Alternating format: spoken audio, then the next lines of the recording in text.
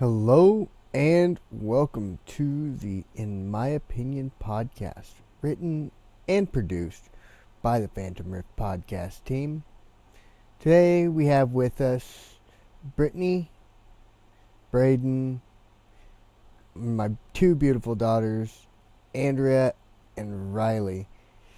Today we're going to be talking about generations and kind of the different things in our lives that comparatively separate us generationally.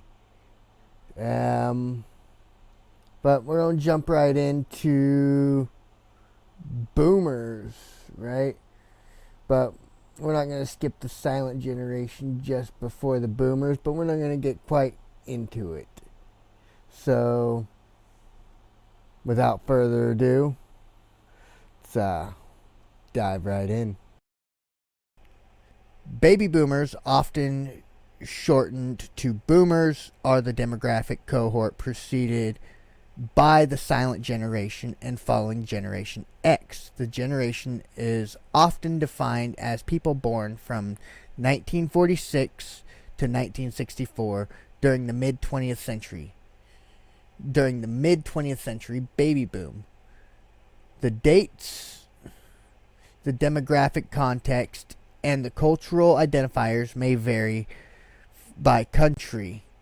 Most baby boomers are the children of either the greatest generation or the silent generation and are often parents of millennials.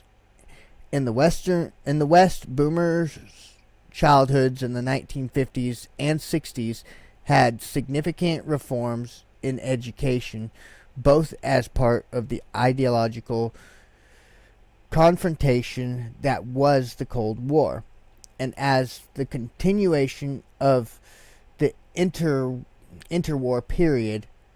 Theirs was a time of economic prosperity and rapid technological progress. In the 1960s and 1970s,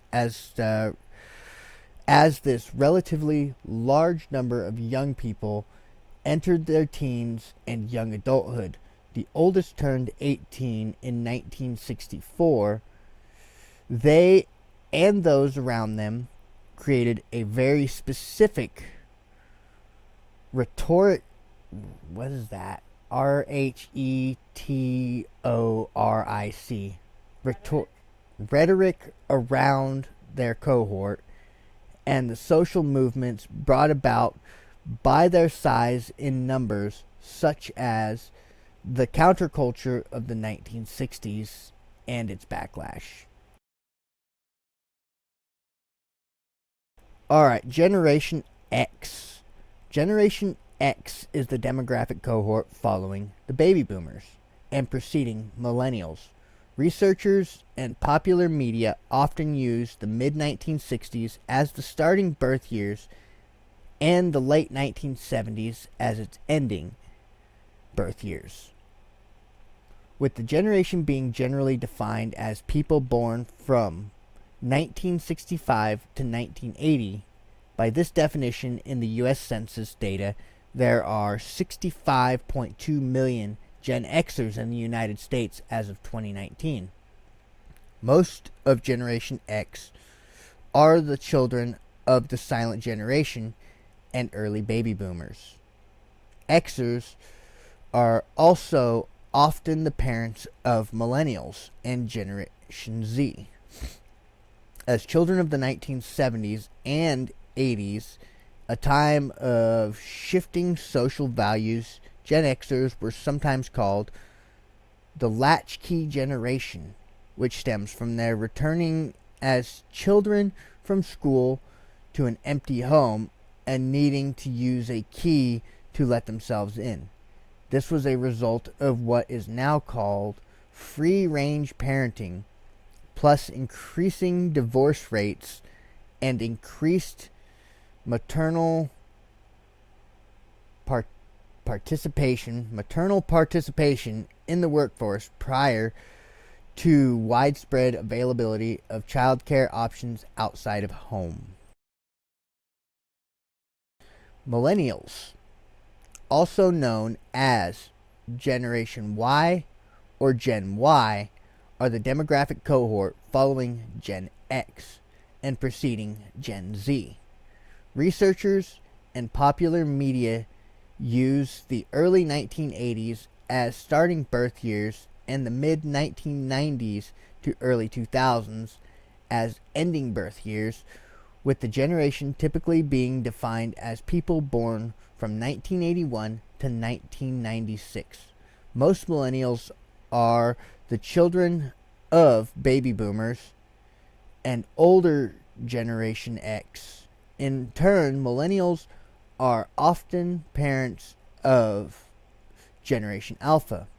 As the first generation to grow up with the internet, millennials have been described as the first global generation. The generation is generally marked by elevated usage of and familiarity with the internet, mobile devices, social media, and technology in general. The term digital natives, which is now also applied to successive generations, was originally coined to describe this generation between the 1990s and 2010s. People from developing countries became increasingly well educated, a factor that boosted economic growth in these countries. In contrast, millennials across the world have suffered significant economic disruption since starting their working lives, with many facing high levels of youth unemployment in the wake of the Great Recession and the COVID-19 recession. Generation Z, often shortened to Gen Z, also known as Zoomers, is the demographic cohort succeeding millennials and preceding Generation Alpha. Researchers and popular media use the mid to late 1990s as starting birth years and the early 2010s as ending birth years. Most members of Generation Z are the children of Gen X, or older millennials. As the first social generation to have grown up with access to the internet and portable digital technology from the young age, members of Gen Z, even if not necessarily digitally literate, have been dubbed digital natives. Moreover, the negative effects of screen time are most pronounced in adolescents as compared to younger children. Compared to previous generations, members of Gen Z tend to live more slowly than their predecessors when they were their age, have lower rates of teenage pregnancies, and consume alcohol, but not necessarily other psychoactive drugs.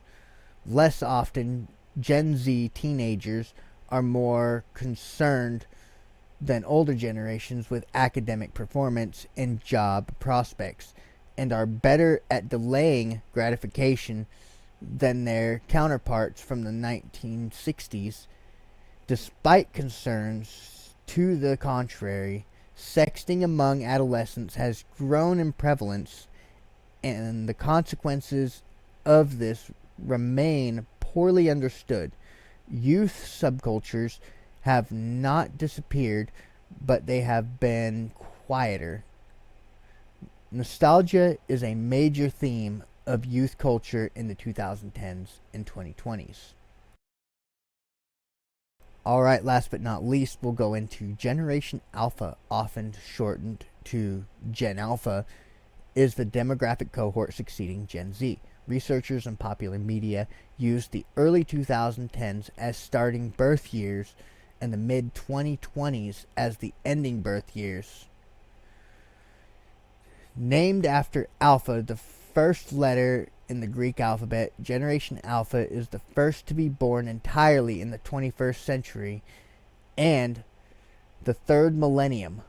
Most members of Generation Alpha are the children of millennials. Generation Alpha has been born at a time falling fertility rates across much of the world and experienced the effects of COVID-19 pandemic as young children. For those with access, children's entertainment has been increasingly dominated by electronic technology, social networks, and streaming services, with interest in traditional television concurrently falling. Changes in the use of technology in classrooms and other aspects of life have had a significant effect on how this generation has experienced early learning compared to previous generations. Studies have suggested that health problems related to screen time, allergies, and obesity became increasingly prevalent in the late 2010s. All right, Braden, what do you think of all that? Where do you think you fall in all of that? What do you mean I fall? Where I fall? How about this? Let's talk about what generation we're part of. Z. Sadly. Like, I'm a millennial. I'm an elder millennial because I was born in 90. I don't know if I'm a like elder Gen Z. I think I'm just normal Gen Z. Let me see. So you're just categorizing yourself as a normal Gen Z. So it says Gen Z here was born between 1998 and 2016. Oh yeah, so I'm like mid-range. There's a thing though, because with Rye, I've seen things saying that she's alpha, but there are different opinions on where the line is. There's You a girls, lot of different opinions. what do you identify with, Rye? I feel like I'm a Gen Alpha because it's more, because I feel like I'm more closer to the Gen Alpha than I am like Gen Z. I feel like. Like the way the people are? Yeah.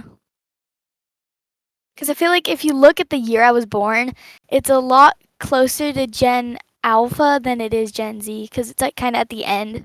Well, see, we've got Gen Gen- Z here marked as 1998 through 2016, and we've got our Gen Alpha born from 2017 to current.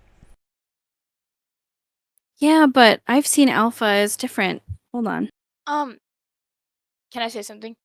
Absolutely, go ahead. So when I was doing my own research, it said that the year I was born is the literal cutoff for Gen Z. So I'm one of the like I don't know, does that make me like well, if a you're younger Gen Z then or an older Gen Z? Yeah, I don't see, know. I but I'm Gen Z. I see Gen Alpha starting at 2010. Yeah. that's what I've But seen. I made it into Gen 2010 to Z. 2024. So I think the lines kind of blur sometimes.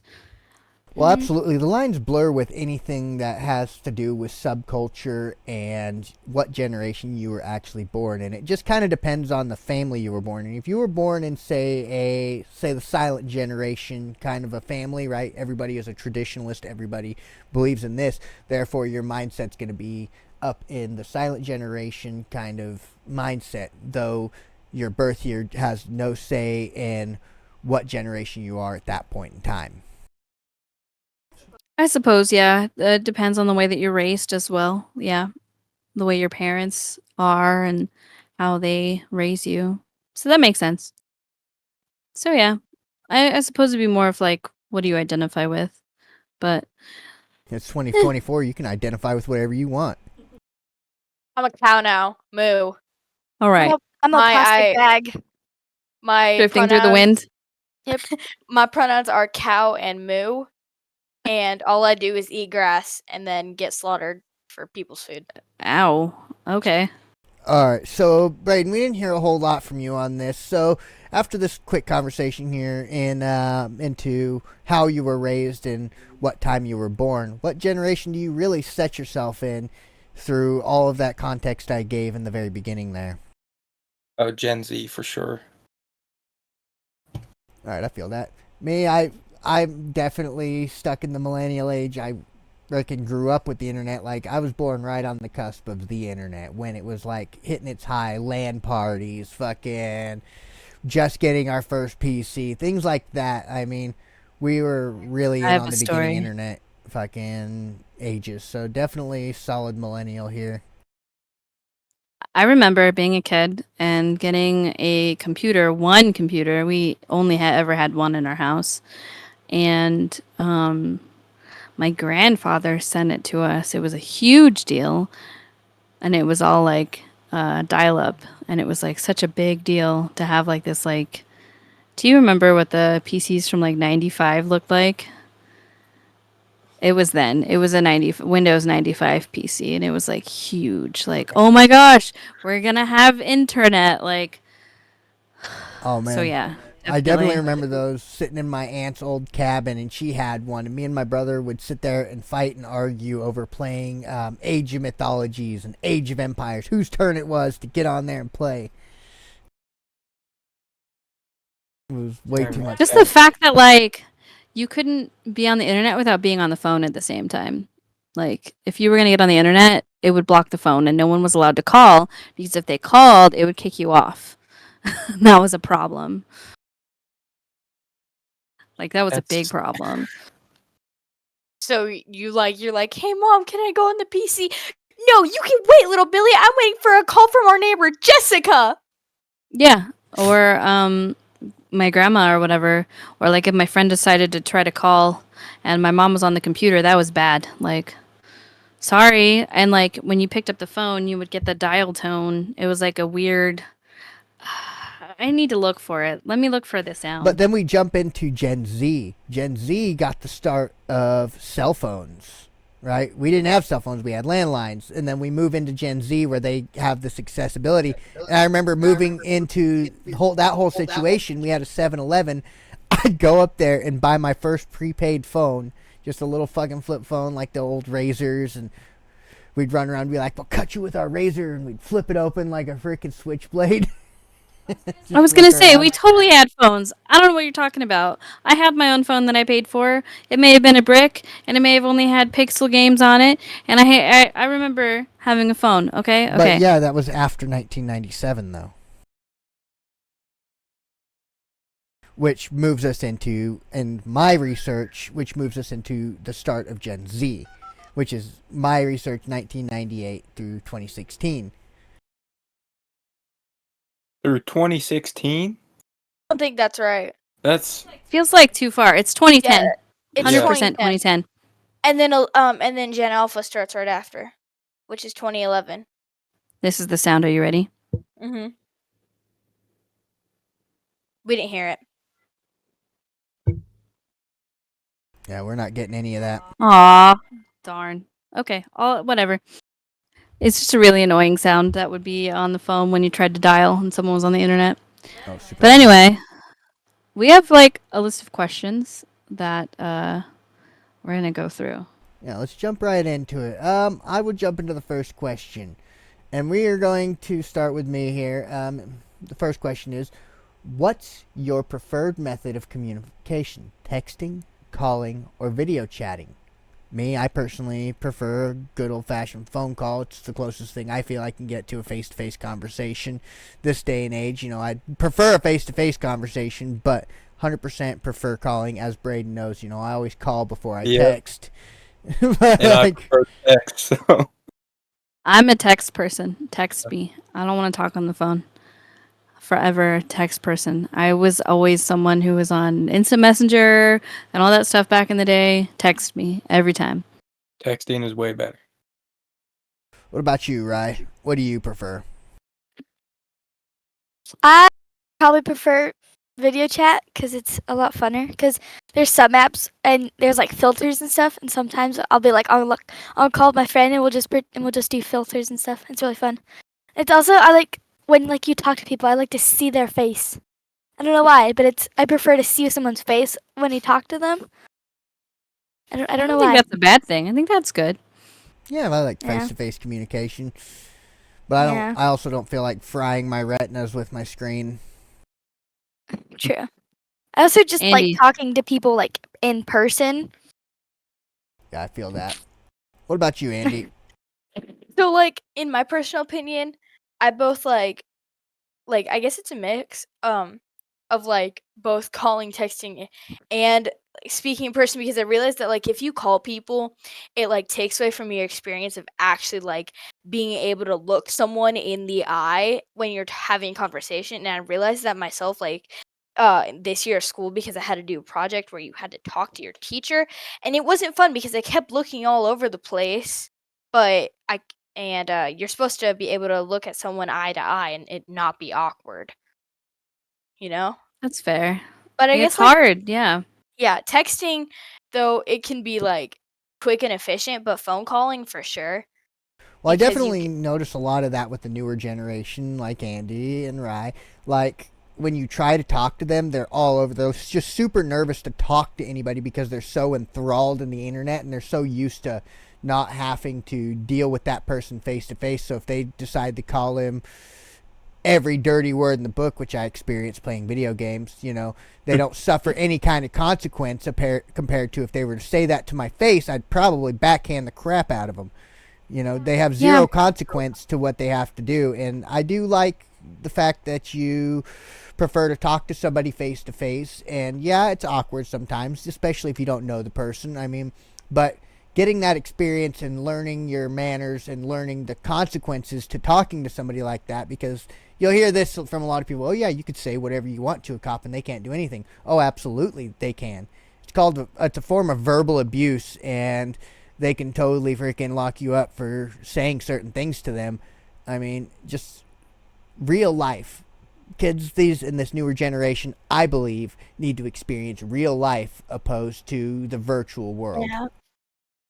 That's why you should go to school instead of be online. Like, yes, I do love being online because you get to stay home, but being at school is like also nice because you get to hang out with your friends.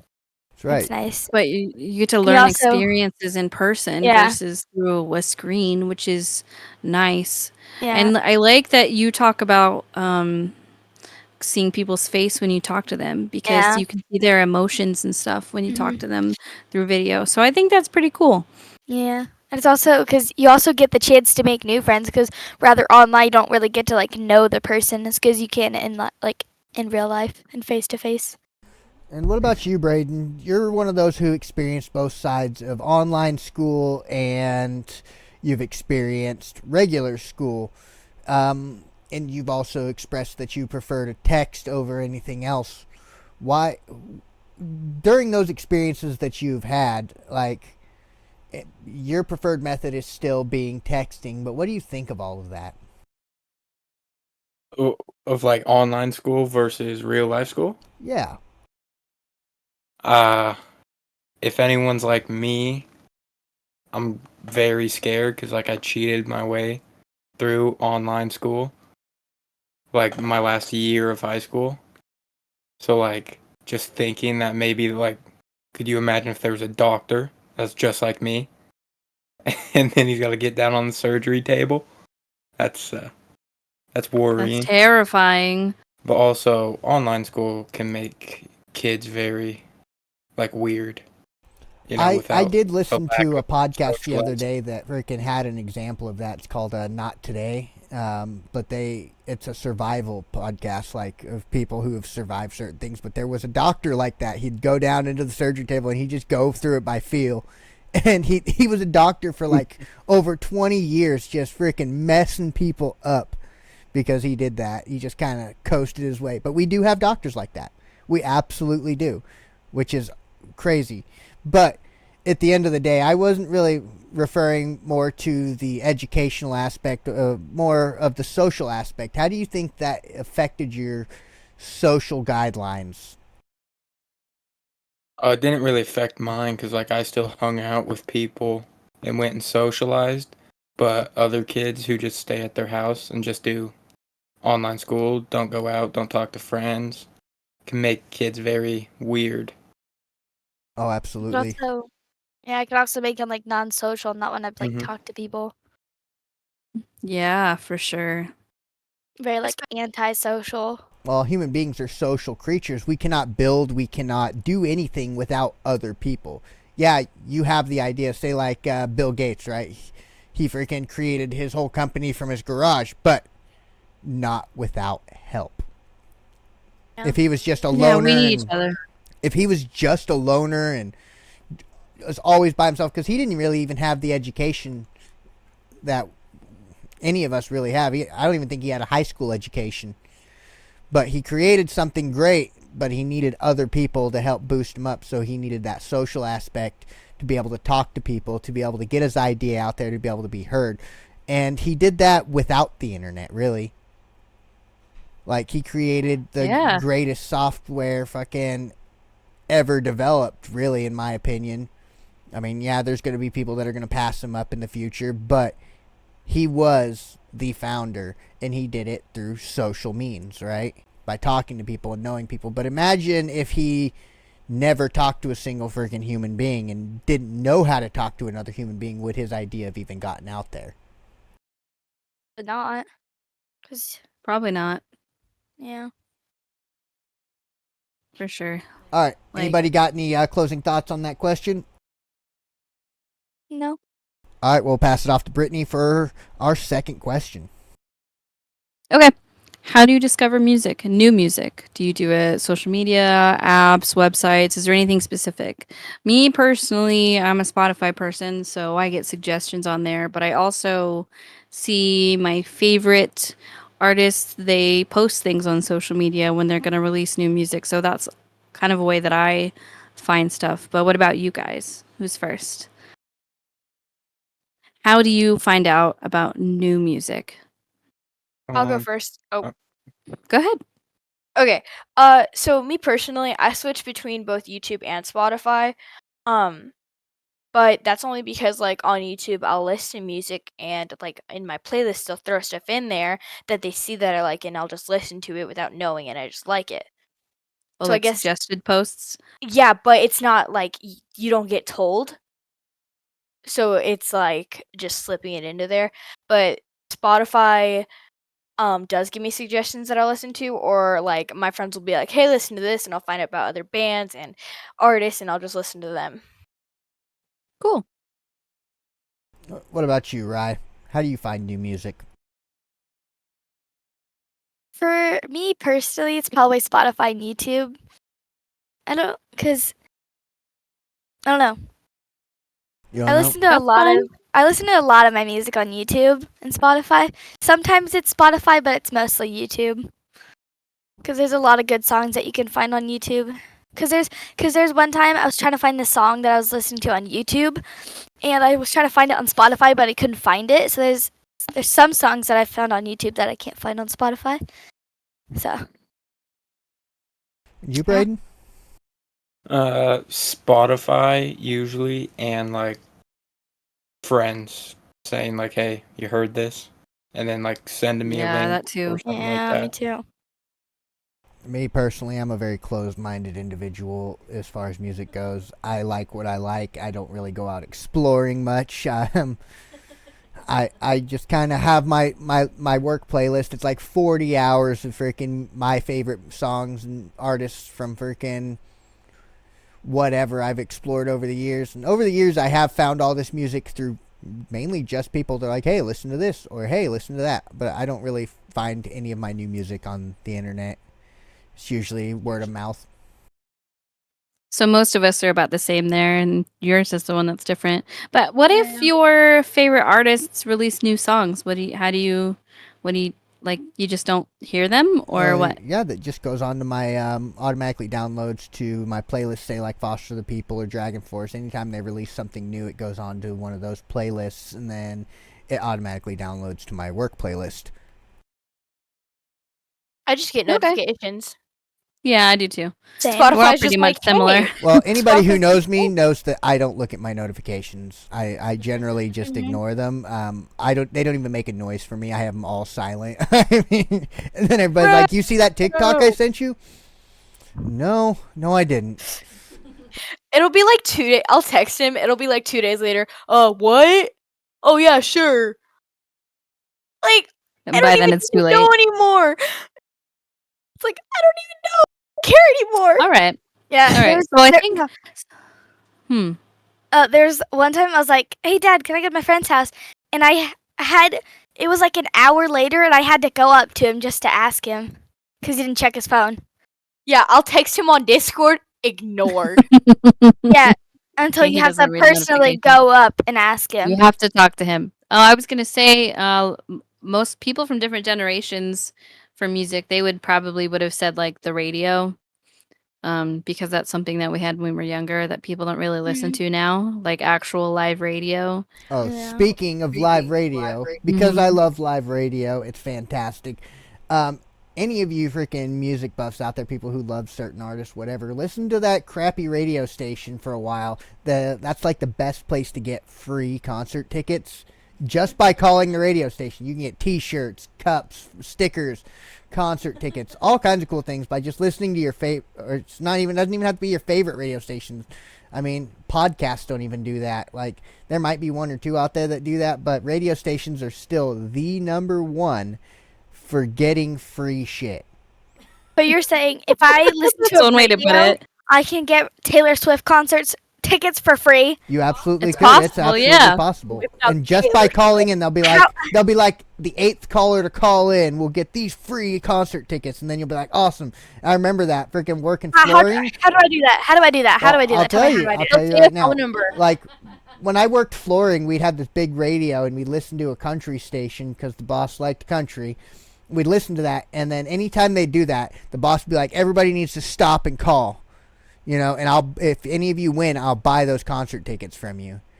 And we'd sit there and we'd all stop. We'd take like a freaking 10-minute break, and we'd all call that radio station.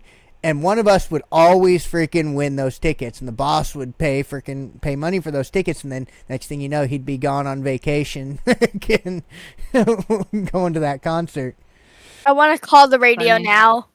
But I'll do it. You'd that's have the to exciting listen. part of the it radio. later. Like, radio isn't non-existent. Yeah, there's a lot more podcasts out there, and people watch more podcasts and listen to more podcasts than radio. But radio is still the number one for getting free shit. Well, the thing about radio too is that it's usually music. Sometimes there's talking, but a lot of it's music, and it's mostly ads anymore. And I think that's part of why people have gone to like on-demand music services, because they don't like ads. But yeah, like supporting a radio station, that used to be a big thing. Like, you used to be able to listen to the radio for hours and only hear a couple commercials, and now it's like so many all the time. It's kind of, I think that's why people have gotten away from it more than before, because it used to be like how you would hear news and updates and weather and all. It'd be through the radio. It's just not a thing anymore. Well, that's the annoying thing about podcasts. Even it's literally makes no sense to me that people would listen to these podcasts and not the radio, because podcasts have just as many freaking ads as radio. Even if it's not They through, like, can. say I pay for Spotify Premium, right, and I listen to my podcast, and so that they can get ads in there, they slap their own spoken ads in there. Like we will probably do in this episode, right? Like, we're going to slip our Yeah. ads into there, and you're still listening to ads. It's still the same cycle, still the same bullshit, except you get less out of it. Yeah, I suppose. More content, less ads. Less ads. There's still ads, but it's not as much as when listening to the live radio, for sure. But then if you want to listen to ad-free, you got to go to their Patreon and pay them more money. Like, you're paying for Spotify Premium, but in order to get no ads for that particular podcast, you have to go pay $1, $2, $5 a month to get truly ad-free, which is like, I don't want to pay that. Like, I'm already paying like $14 for my Spotify Premium. I don't want to add another freaking $5 subscription just to listen to this one single podcast ad-free. So get the fuck out of here. All right, are you ready for the next question? I am Yeah. absolutely ready. I will read this one off. Okay, What's number your 3. go-to source for news, social media, news apps, or websites? TikTok. Braden says TikTok. Why TikTok, Braden? I mean, I don't really care about news, but every once in a while, a news thing will pop up on TikTok.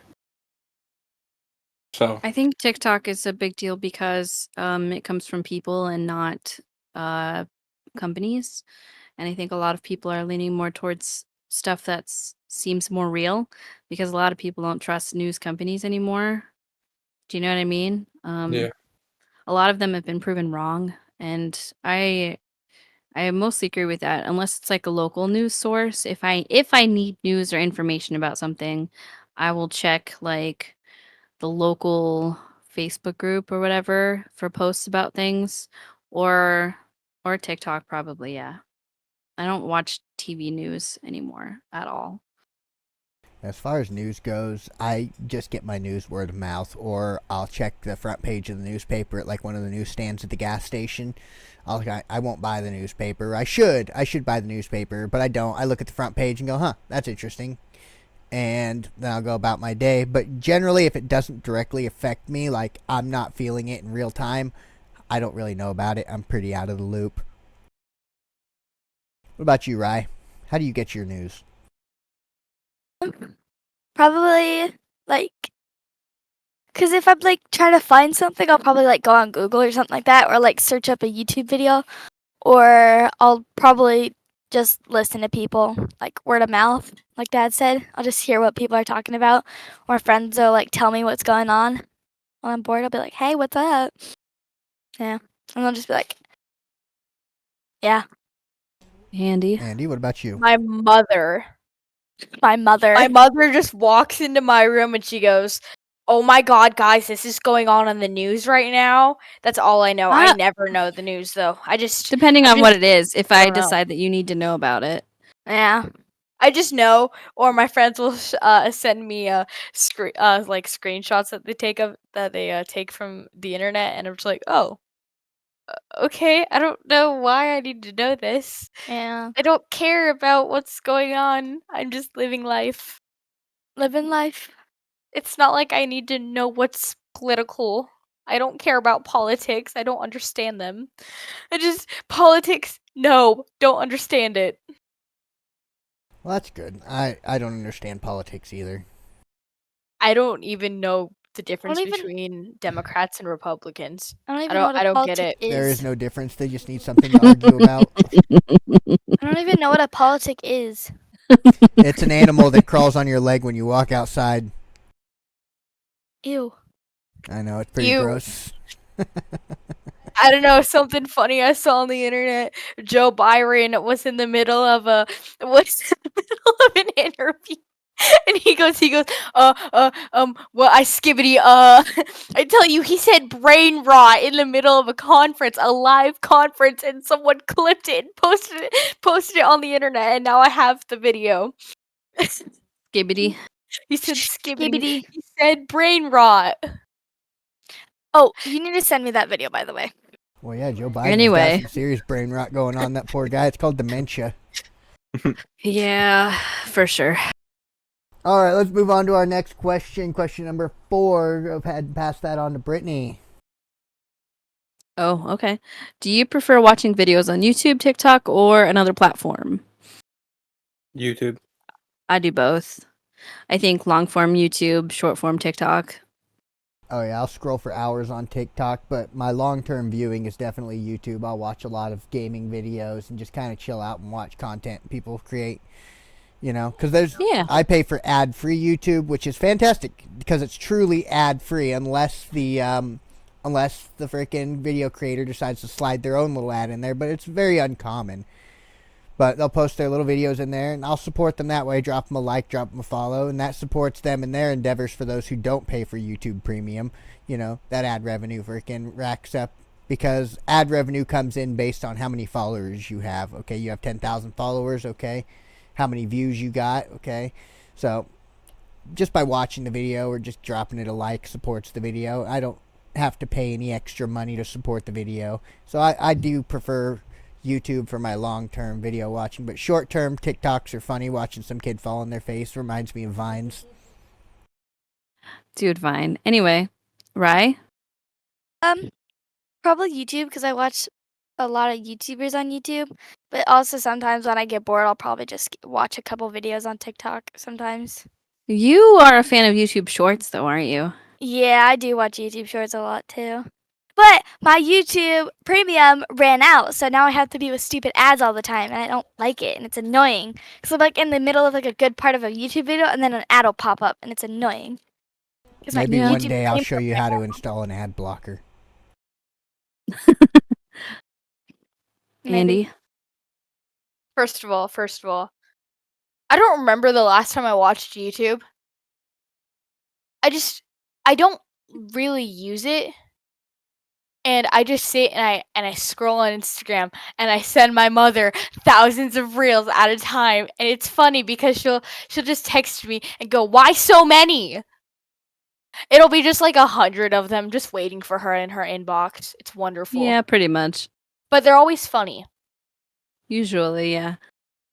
I think you've repaired my algorithm with your videos. You're welcome. You're welcome. I'll be right back. All right. What's next? All right, we're going to jump into question number 5. How often do you use Snapchat, and what do you like about it? Well, that's an easy I one don't- for me. I don't use it. Snapchat at all. What about you, Braden? Don't I don't really use it that much unless I don't have the person's phone number. That's about it. I don't think any of us really use it. So, use it. That one is a general consensus, question. Snapchat is dead. Copy. Yep. Yep. Next up. What's your favorite type of content to create and share online? I enjoy sharing content that can either educate and or entertain the masses. Oh, you're all about the masses, huh? Well, absolutely. There's too many fucking morons out there. I'd like to give them the fucking proper dose of fucking education. Okay, what's going on? What type of content? What is your favorite type of content to create and share online? Oh, probably the family YouTube. That's fun. Yeah, that's me. Making memories Yeah. and sharing that, or just having it for later. Yeah. Really, I like making them so that way we can have them to look at when you guys get old, or when I get old, I can look back and be like, Wow. look at all those things we did. Yeah. I like the family because it's also because sometimes we'll do silly things for no reason, or we'll just do like something random just to upload a video, and it's like good for memories for when we do get Yeah. older.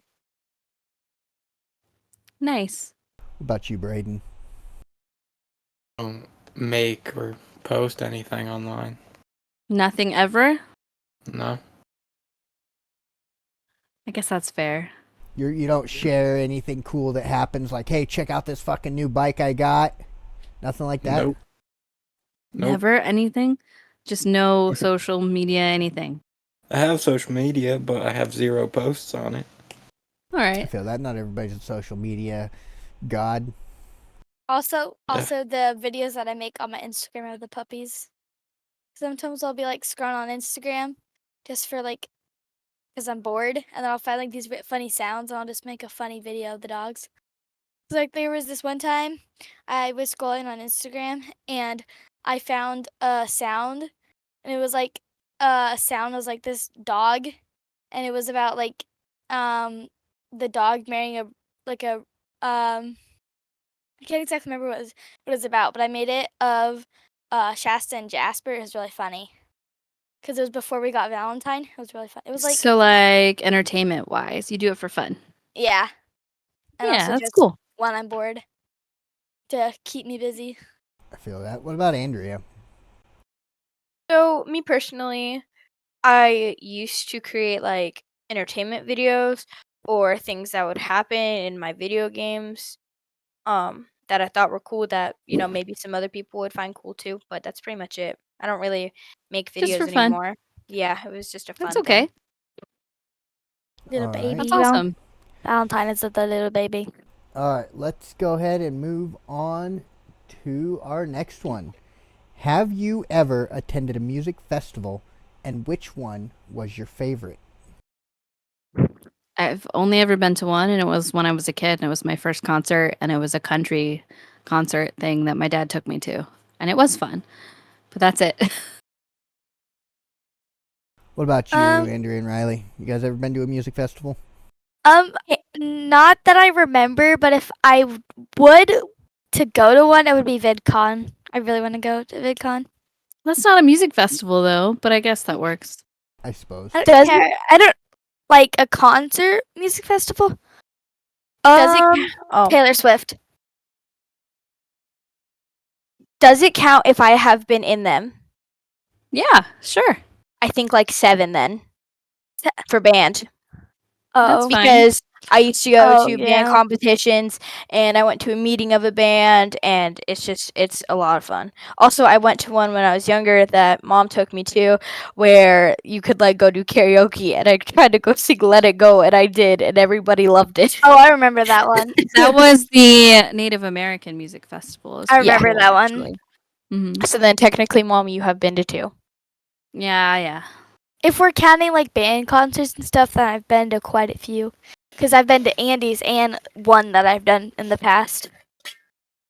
I've been to quite a few music festivals, but my favorite was definitely Mayhem Fest. Got to see Korn, fucking Avenged Sevenfold, and all the major freaking heavy metal, fucking garage bands, like I like to call them. You know, yeah, they're big bands, but you know, they have their rise and fall in certain areas. But I definitely enjoyed Mayhem Fest.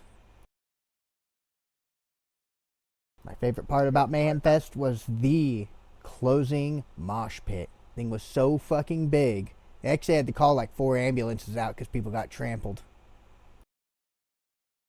That sounds terrifying. What about you, Braden? Never been. Ooh, man, you should try. You should find one and go to it. It's a lot of fucking fun. Well, they have the festival every year at Sandpoint, but never go. Yeah, the tickets for that are horrible. The past few years, we had just hang out at my brother's house with a bunch of his friends and then mess with all the drunk people walking back to their cars. That's kind of funny. Okay, does the 4th of July fireworks count as the fireworks singing? Does that count? No. Definitely No. Well, I'm counting. No. I'm counting No. the fireworks singing as they blow up, and that was magical.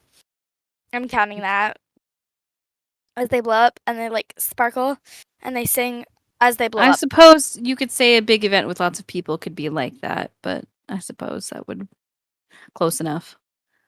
All There's right. 5 Are of you ready us, for the next though. one? We're Kind ready of a for big number 8. How do you feel about online shopping versus in-store shopping? I hate in-store shopping because I hate people. I'm not good in lots of people anymore. I used to be okay, but it's progressively gotten worse over time. I think since COVID, I like being at home and I like doing things by myself. And I miss midnight Walmart. I really do. Yeah. 3 in the Midnight morning when Walmart nobody was needs to there. come back. When no one was there and you could go in and just have the whole store to yourself, that's the best. Anyway, what about you guys? Well, I definitely prefer in-store shopping. I feel like it stimulates the local economy better than online shopping, but I also like online shopping because I can definitely find everything that I want, right? I'm looking for something specific rather than jumping to like 10 different stores to find the one thing I want, if they even have it. But like, say, like shopping for clothes on Shein opposed to shopping for clothes on Walmart, you're definitely going to save a shit ton more money shopping on Shein opposed to going to Walmart.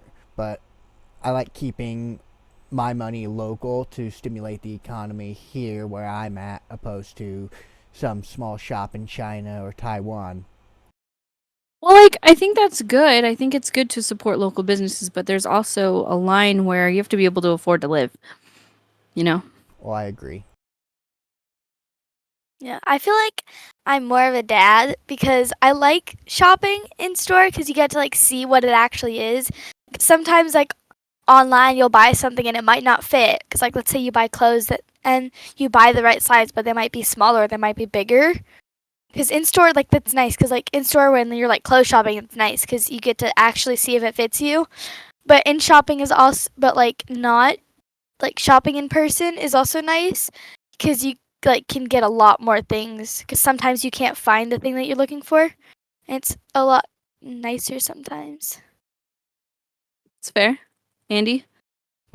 Me personally, I prefer well, I guess like I'm kind of agreeing with dad because like, and mom at the same time. I don't like the people in stores because I don't like people looking at me weird for what I'm buying. But I'm just agreeing with mom there. I don't like the people. And like online shopping, you can get a lot more for like less cheaper. And sometimes it's better quality. Sometimes it can be, yeah. It just depends. I think it's all situational. Yeah. Brayden. Yeah, I like a good mix of both because online, find whatever you want. It's usually cheaper. But then also online, like clothes and stuff, you never know if it's gonna fit right or, Yeah. I like a good mixture of both. Definitely. All right, you're up, Planty Man, number 9. All right, question number 9. What's your preferred way to watch TV? Or preferred way to watch TV shows? Streaming, live TV, or DVDs? Oh my gosh. I definitely prefer streaming my TV shows because it gives me the freedom, which falls into DVDs, but you can't really find DVDs of your favorite shows. And who the hell owns a DVD player besides me these days? Like, Nobody. so definitely streaming. I prefer to watch streaming if I can't have it on DVD. But then there's the scratches on the DVDs if nobody takes care of them, and you get a fucking random hair from the dogs on your DVD. It's just a real pain in the ass. So definitely gonna lean stronger towards the streaming side because of the freedom I have to watch what I want. Live TV, yeah, it's nice and all if you have a DVR, but I mean, live TV is just meh. I feel like live TV's dead because people like the ability to pause things. I like to be able to pause and go get a snack or go to the bathroom or whatever. Like, I don't. Yeah, it was good back in the day, but then at the same time, it's just not as practical anymore. I want to sit down and watch a whole TV show from beginning to end if I want to, or only 2 episodes or whatever. What do you guys think? Streaming per- for sure. Go ahead. Go ahead. Which one of us? Doesn't matter. Oh, okay. You. Yeah, you. Me? Oh, okay. Oh, me? Wait. Oh. Okay, Brayden Brayden. first. All right. Streaming for sure, because then, like, yeah, I agree with Mike. You just watch it whenever you want. You don't have to worry about anything. Pause it, unpause it. Watch half an episode, then go run doing errands, come back, do it again. So yeah, streaming for sure. The one thing that kills me about streaming, though, is that, like, sometimes you'll be watching a show and they'll be like, oh, we moved this TV show to HBO Max, and now you've got to pay for the streaming app if you want to continue watching it. And it's like, fuck you guys. Oh, I hate that. I hate that. I don't do that, but Dude, I have like freaking 10 streaming services, so I can watch fucking the TV shows I want. It's annoying, but you know what? It is what it is. yeah. The thing about it, though, is like when you add up the cost of all of those streaming apps, it would be the same price that it would have been like back when we had cable, Oh yeah. when cable was a thing, if Yeah, not more money, I remember before inflation, cable was still like insanely high. Yeah. And now it's like you want to watch anything, you have to have this app and this app and this app and this app. And each one is 15, 10, 20, whatever. They all add up to being a ridiculous amount of money over, So you got to like pick and choose. But then, like, if you want to watch this show and then somebody else buys it or this movie and you're trying to find it and you can't watch it and you have to pay for the movie, it's so frustrating. Y'all watch TV? Yeah. I think the last time I watched TV was when I watched JJK with my parents. I think that's the last time I watched TV. I barely Yesterday? watched. No, Not- the it day wasn't before. It was yesterday. the day before. It was the day before. Oh, okay. But other than that, I don't watch TV.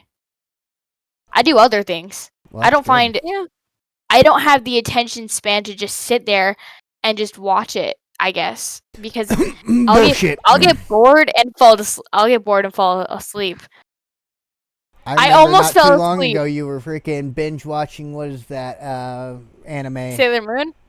There was Yeah, I Sailor binge watched Moon, Sailor and Moon. then there was, I didn't binge.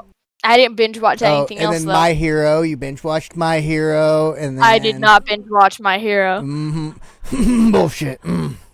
I don't even know what happens in My Hero. I know that there are kids with quirks and they have to go. I only know up to the second season. That's Mhm. it.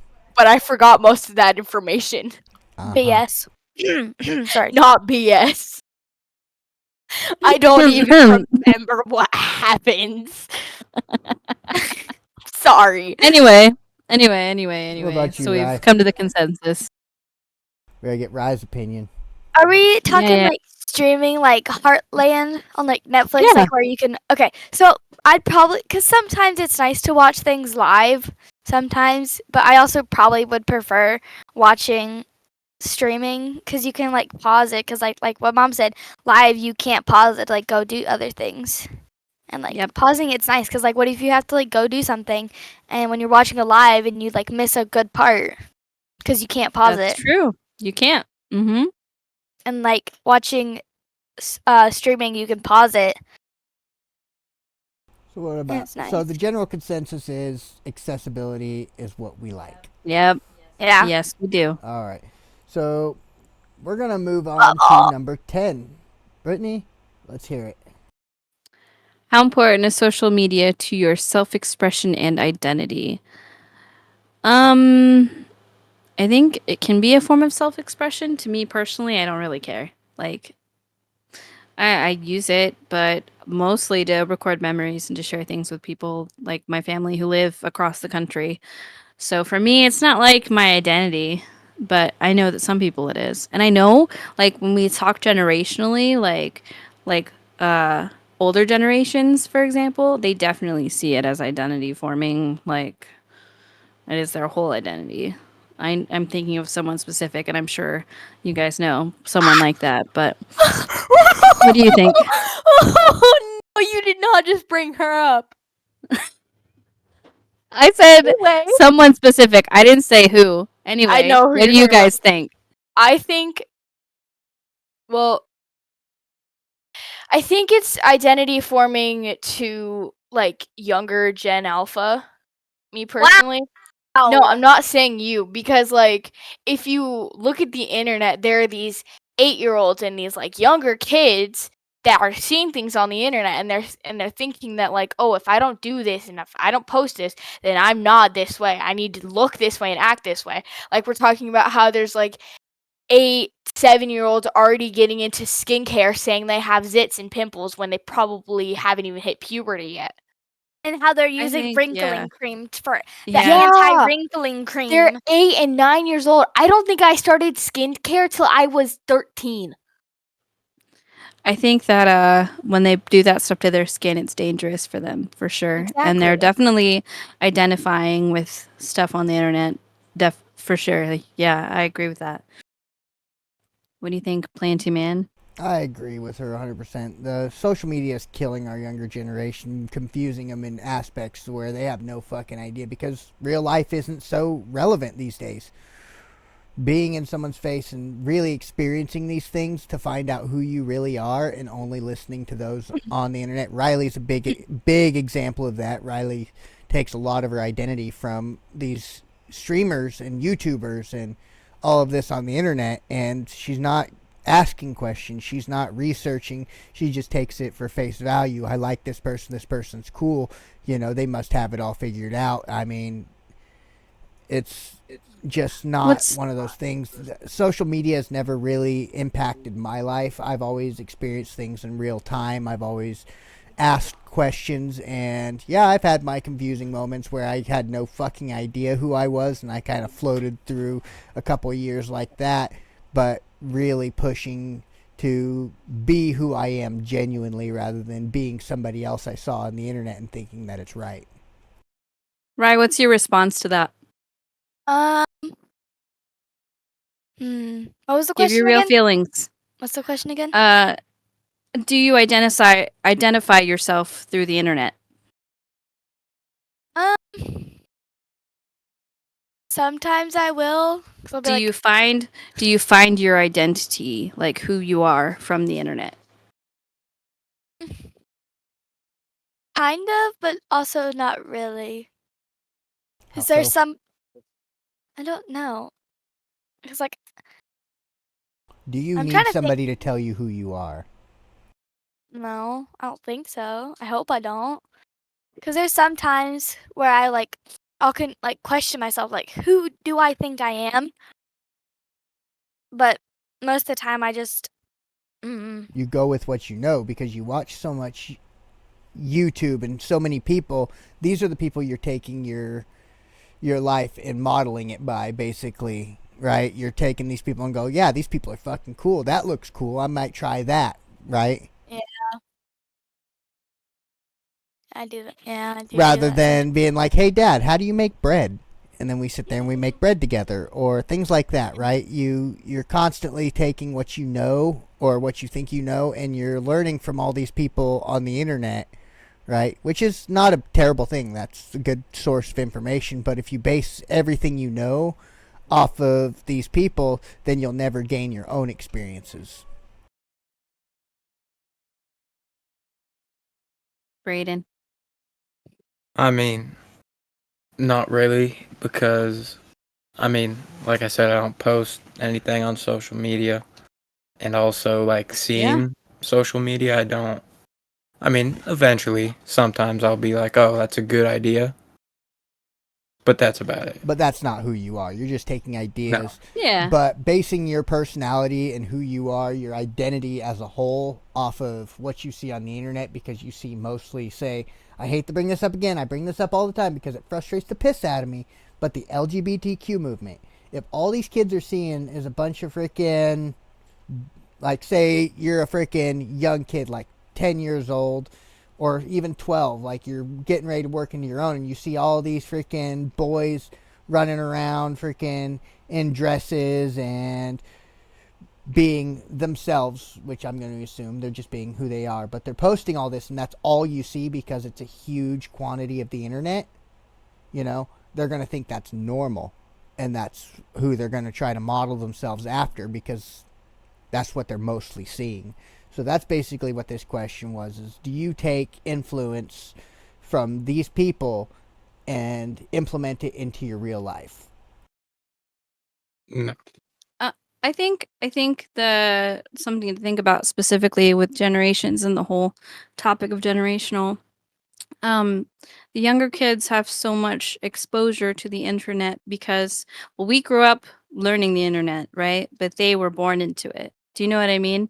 We were at the beginning of the internet, and they have like it was already established when they started, like, as they've been growing up, and their exposure to so much is almost, it's too much, because when we were kids we still had to go outside and get locked out of the house until it was dark, right? But it's almost like, and then COVID came and then no one was allowed to go outside. So they had all these forced, especially little kids right now, the younger ones who have been going through the pandemic and all that stuff. Um, and that's why their identities are becoming this stuff that they see on the internet. But people are not entirely paying attention to all the things that they are looking at, and it's too much exposure. Do you know what I mean? There should be a limit. And Mhm. most kids, not our kids because we limit stuff for them, but like most kids don't have limitations or people aren't watching. They're just handing them a screen. Here's the iPad kid problem, right? Here's an iPad and watch and do whatever to keep yourself busy. That's your entertainment. And I think there needs to be a separation there. That's part of where there's an issue.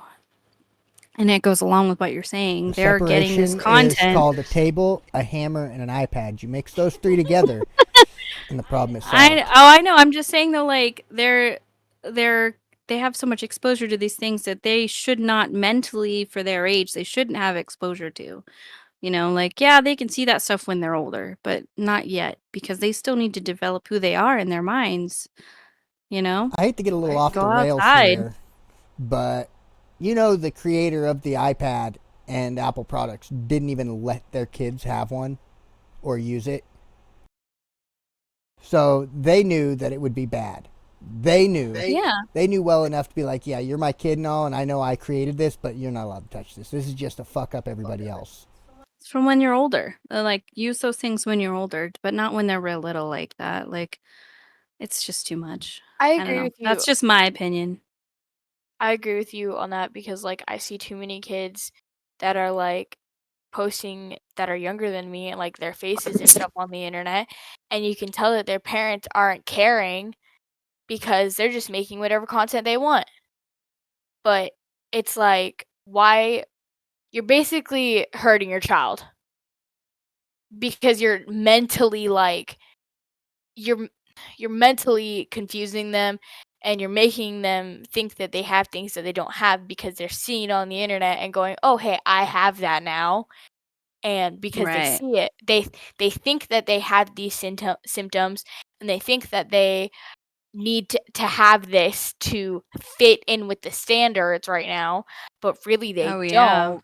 All those people who are Like, self-diagnosing themselves with different right. disabilities or whatever. And like, or Yeah. like, I'll be scrolling and it'll be like, "Oh my god, take this anxiety or depression test." And I'm like, guys, that's so fake. Stop trying to hurt people. I see that like they take the depression test all the time, and it's so Yeah. annoying. It's like clips of people crying, and it's like, Yeah. I just found out that I'm depressed through this test. And I was like, those are so fake. Just And go then to they're the like, doctors, go to a therapist, talk to them, and they will diagnose you and tell you if you do or if you don't have it. Yeah, Yeah. let people do their jobs 100%. Yeah.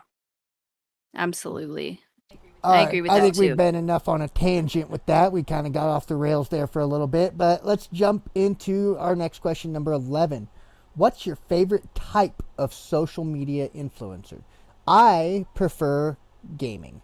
You know, they're not trying, sure. they're just playing a game. They're not trying to fucking reel me in. They're just doing their thing. You know, they're talking about the game. If I ever find an interest in a game, I'll be like, okay, I'll check this guy out. I go in knowing that they're amping it up and they're pro gamers, they're professionals at this, so their job is to amp it up and make it look fun.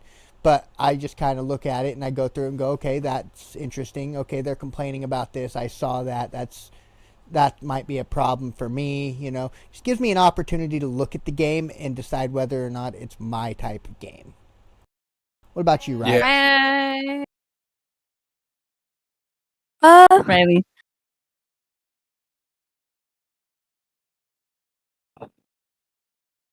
Okay, we'll pass Trying to this think. on to Andrea. You go ahead and think about that for a minute. We'll pass this on to Andrea. Okay.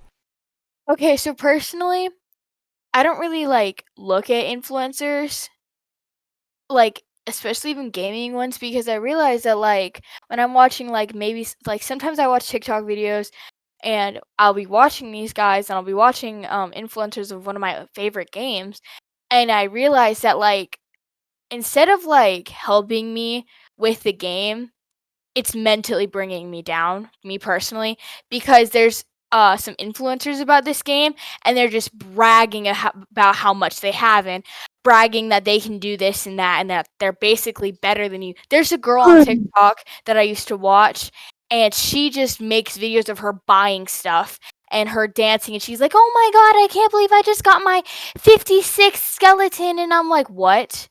56?" I get it. I get it. Like, you have that money, you can do that stuff.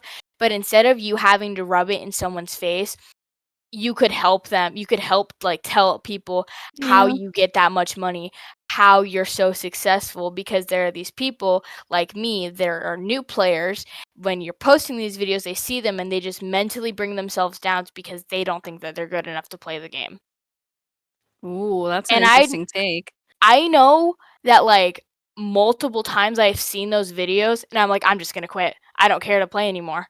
These people think that they're allowed to rub it in, and that's what makes the community of this game that I play so toxic and makes me want to quit. And I stopped That's an playing the game. interesting I don't remember the last time I've played the game. That's an interesting take.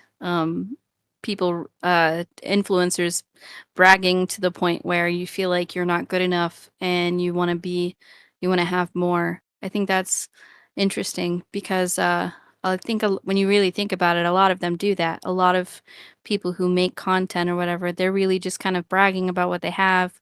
So that way you will be influenced by them, hence the term influencer, to spend more money or to do things to promote whatever it is that they're promoting, right? Right. All right, what's your take on this, Brittany? I mean, I agree with that. Like, I don't really care specifically for specific types of influencers. If I find someone and I like their content, I'll watch it. And you, Braden?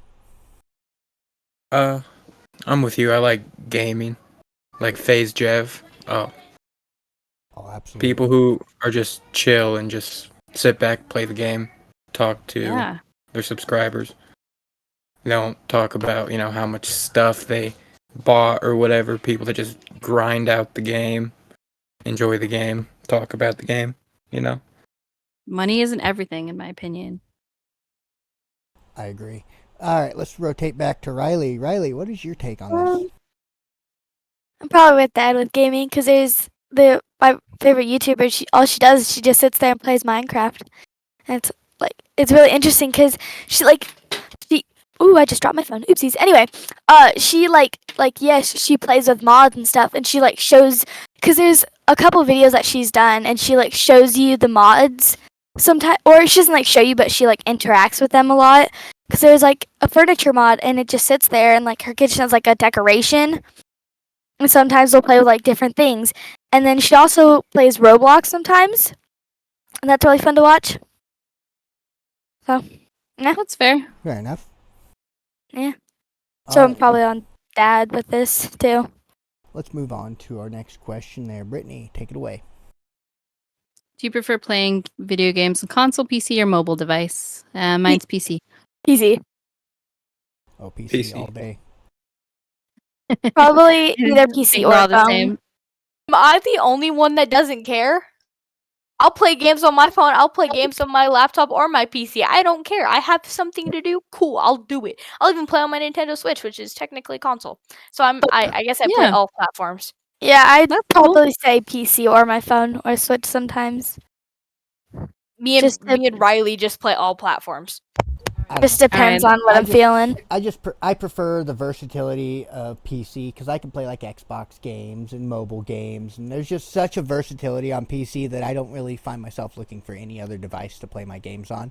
Like even the phone games from the Android store, there's a freaking thing I can download on my computer called BlueStacks, and I download BlueStacks and I can play any mobile game I want from the Android freaking store or even the Apple store if I wanted to. All right. This next one we could probably turn into an entire podcast, so we'll try to keep it a little brief, okay, you guys? How do you feel about online activism and hashtag campaigns? What does that mean? So, when people have, what's the big one right now? Okay, this is going to be controversial, but whatever. The Palestine hashtag that they put on stuff ceasefire and stuff. What do you think? What do you think about that? All right, I'll take it away on this one. I feel like the hashtag campaigns are great for what they're for, right? I hate clicking on, say, a hashtag for something I feel passionate about, and it's a picture of Joe Biden's ass. Falsely placing those hashtags during a hashtag campaign, I think, is immoral and just stupid. So I don't really follow a lot of the hashtag campaigns because they're a lot of fucking clickbait, and it annoys the shit out of me. So I do like hashtag campaigns if they're used for what they're supposed to be for, but people take advantage of it, especially if something's gaining fucking liftoff and they want somebody to look at something, so they use the hashtag just so they can get views on something fucking stupid and unrelated.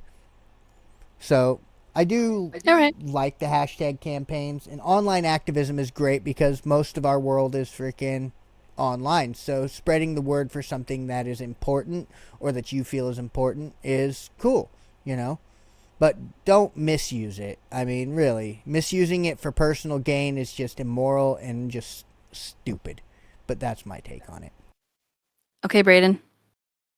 I mean, I don't really have any opinions on that because I don't really see a whole lot of activist hashtags or anything like that. But I mean, they can be good, I guess, because you can reach such a wide variety of people.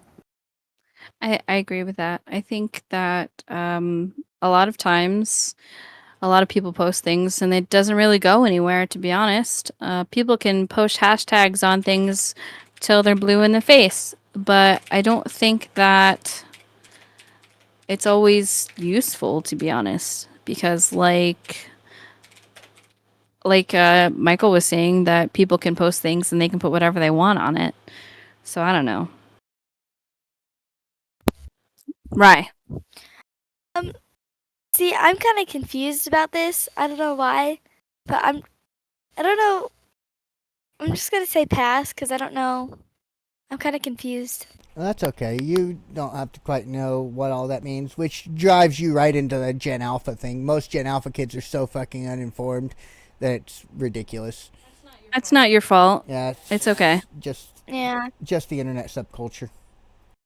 Okay. All right, let's go to the next one. All right. What is go ahead. your preferred way to learn new skills? Online tutorials, I just got ignored. classes, or books?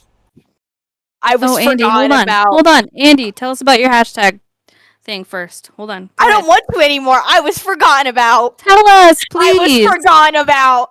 Nope. I was forgotten about. I fine. don't want to anymore. That's okay. We'll move on.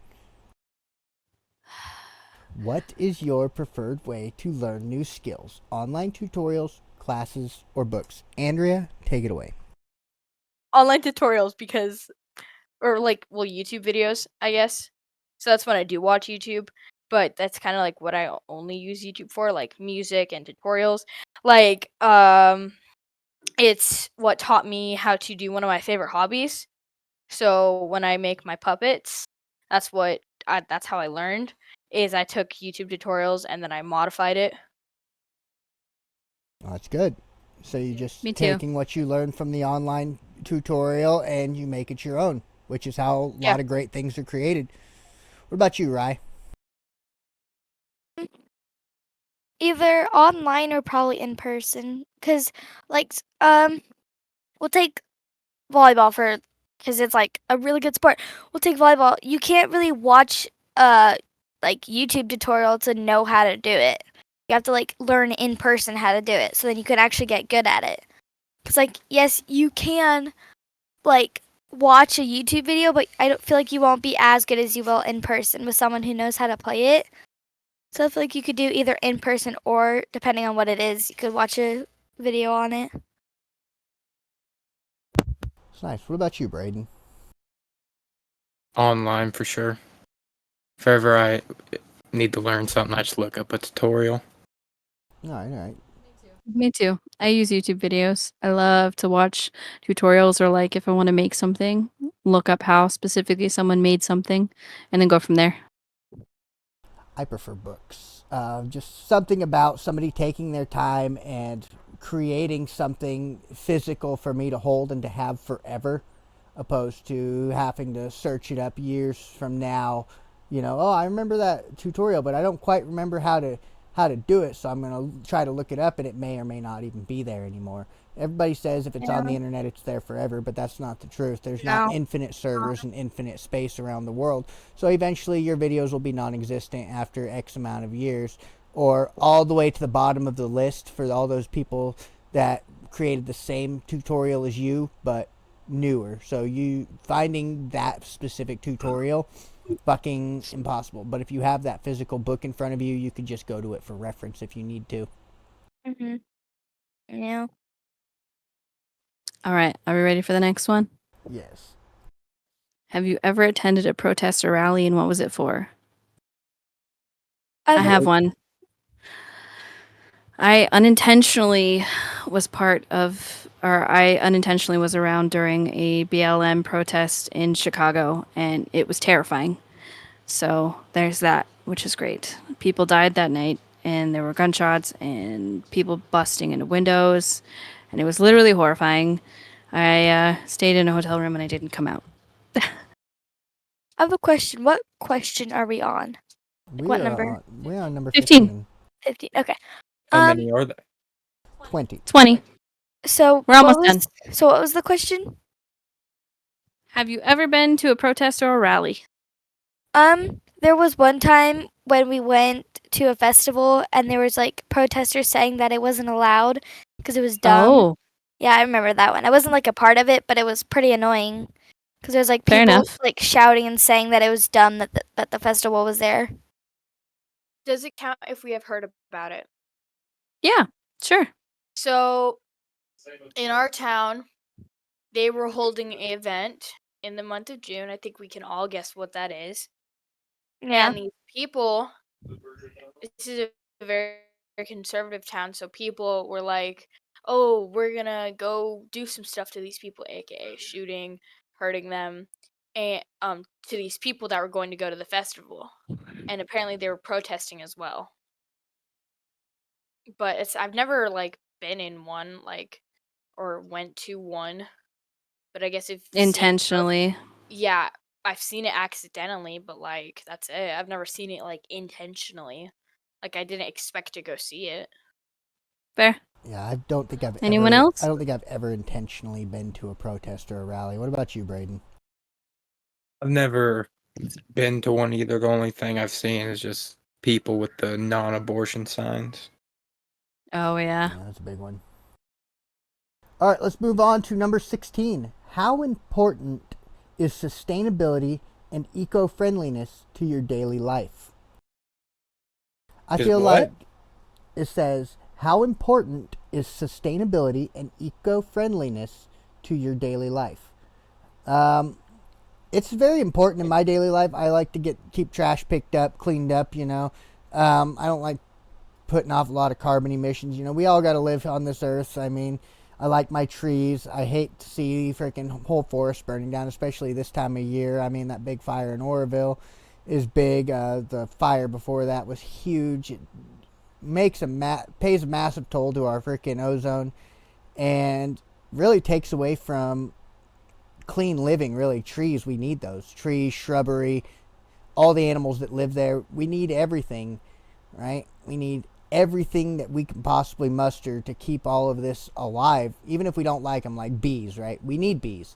Even the carnivorous bees, we need those to freaking combat freaking nuisance bugs, mosquitoes, moths, things like that. They freaking tear those things down. Honeybees, they pollinate our flowers, help with great harvests on our fruits, helps with cross-pollination to create new hybrid fruits to sustain us through these irritating times, right? I mean, lots of things that we really need to think about when we're going through our daily lives, and I definitely think about it, including waste, right? You throw all that waste out, garbage, paper, food, all of that is waste, and a lot of it goes to landfills and creates greenhouse gases because it's breaking down in those landfills and creating a fucking just gases just from decomposition, which also affects our ozone and our air quality. I for sure agree with that because especially the eco-friendly, I love being able to go outside and just look at plants and mushrooms and flowers and being able to find out information about them. Because sometimes you find out that this flower is good for you and that you like it has a lot of vitamins that you actually need for your body, or that it's poisonous and it just kind of saves you the whole problem of like I guess getting hurt like if you don't know that it's poisonous. So eco-friendliness is important for sure. Sustainability wise, I definitely think it's important to learn how to be sustainable in your life and to come up with ways to be more sustainable. Although in the economic and the environment that we live in or that we've been raised in, it doesn't lean that way. Disposable everything. Fast everything creates mess and garbage and things that definitely mess with the environment. So yeah, it's definitely important, especially as we progress through time and things have progressively gotten worse. Right.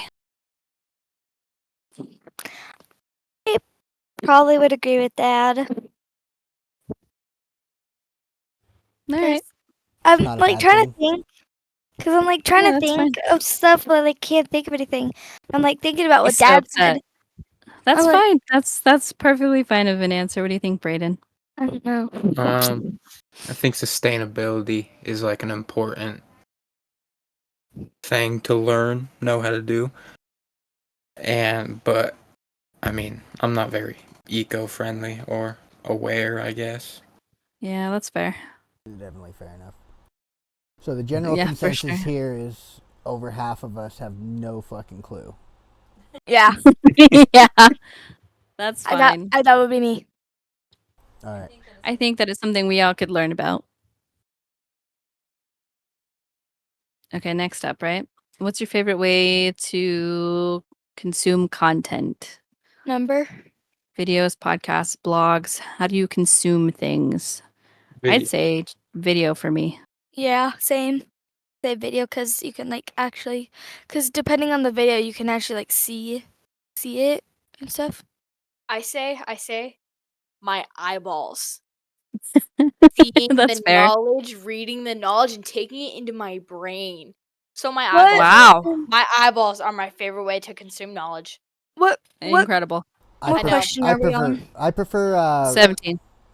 I prefer Okay. reading my content, which would fall under blogs, but like gives it opportunity for me to open it up to interpretation opposed to watching a video and interpreting it how they do, right? Because everything is open to interpretation, no matter what you're reading, no matter what you're doing, which helps create bigger, better things, right? Like say you read a word and one person says it means this, but it may mean something else to you, and you can open that up and maybe create something better. Kind of like those rejects that created the word glizzy. Is Oh my it goodness. Glizzy just a hot dog? Yeah. The Yeah, name I for a guess hot so. dog? Basically. Mm. Well, I'm gonna do this next question too, just because it pokes at my soul. What Do you about prefer Braden? buying? Hold on, we gotta get to Braden. Oh, my bad. Go ahead, Braden. Oh, I said video because I Video. like to See, I thought so. see it as well. Okay. I like videos too. Okay, are you ready? Yeah, let's get it. Do you prefer buying physical books or digital? Oh, I'm Oh. definitely both. I'm passing. I don't like books. Oh I my don't god. like I don't like reading. I don't buy books. I don't like You like reading. Oh books at all? bullshit! You don't get books, Mister Frickin' Halo series. Audio books. So that's an ebook. Okay. That's an Yeah, ebook. That's a form of book. Audiobooks. Audio. Okay. If I had to have a book, it'd be an audiobook. Or no, a picture book. So A you're an picture book ebook with kind of 0 person. words. Picture book. Braden's ebook. I'm both. I like to read both. Andy. Me personally, I would never turn down a physical book because with like digital or audiobooks, you can't see the art that they put like on the covers that they put like when you change chapters. The book I'm reading, it's from two people's point of view, so it like switches. That's what the chapters are, right? The two characters. And so when it like goes to the different person's point of view, the first page says their name and then there's art on the page like flowers and stuff. And I think that it helps set a visual for the actual book setting. I'm a total bibliophile. Like I love physical books. I love having them. I love reading them. I think that they're trying to phase them out, and it kind of sucks because I like physical books and physical copies of books. But I also think that there are so many people that love them that they will probably always be around. But that's how I feel. I will always read a physical book over a digital every time. Okay, next. All right. Next question is, how do you feel about the impact of social media on mental health? Oh my god. It's terrible for your mental health. Yep. I know that like I'll be sitting in bed watching some like Instagram and I'll just see some depressing videos and it's just like I don't want to do anything now. I just want to stay here in my bed. I don't want to do anything. I don't want to socialize. I'm just not going to do anything today. It's one of my worst unmotivators. I'll feel motivated, watch YouTube or something, get unmotivated so fast because so many people make depressing videos that it's just like, nope, don't care. I'm not going to do anything today. I think the way people compare each other on the internet is horribly detrimental. Like pictures and whatever. Do I get enough likes? Do I have enough approval? I think that that's the worst. Absolutely the worst. Yeah, I think I'm gonna I- fall into agreement with Andy here. I'd say Yeah. comparison is like, when someone's sitting there working at McDonald's or something, struggling, and then they just see some like 16-year-old kid in a Lamborghini on Instagram. It's not going to make them feel very great, No. It's horrible. Oh yeah, definitely huge impact on mental health for everybody, which falls back to what we were talking about on our earlier questions.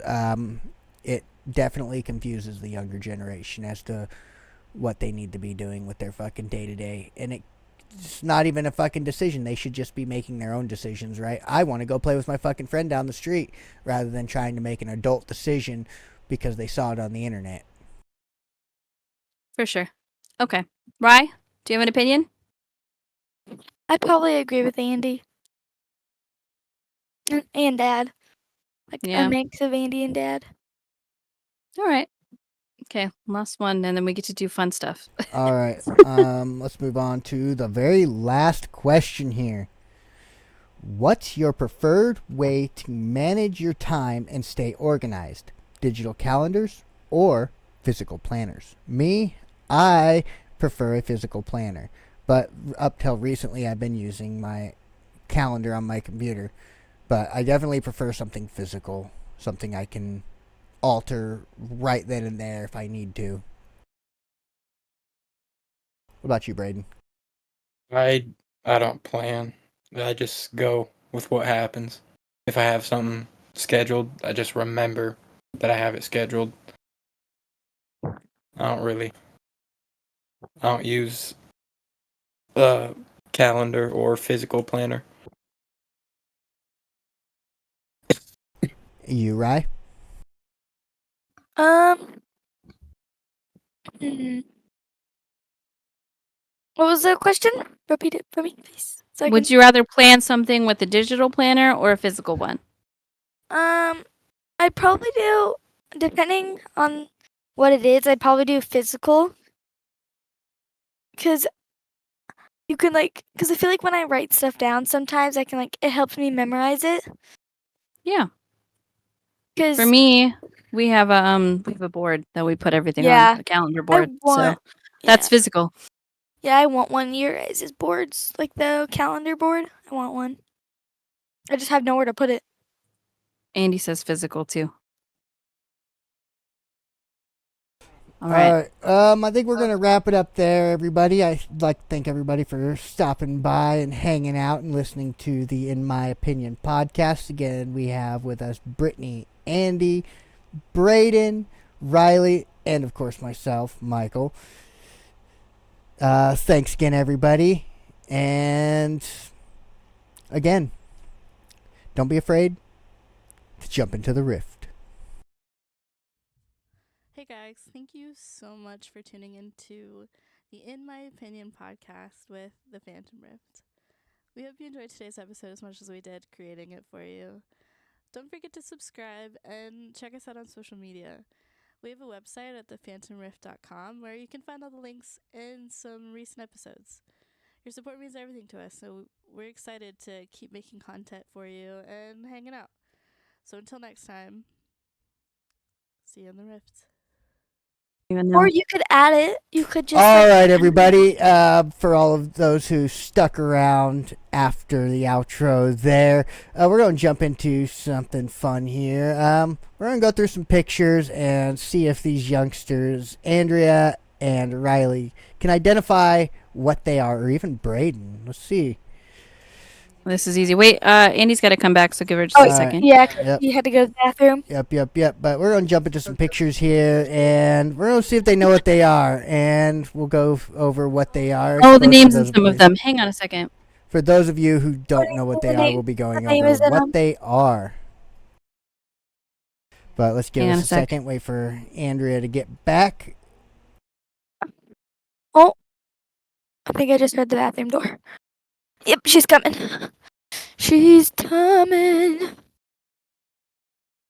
Oh, it's kind of pixely, but whatever. I have some random pictures here that I've collected over the internet of things that I grew up with or Michael grew up with or whatever. We just want to see if you guys can identify them. So Okay. Andy's back. Okay, good. All right.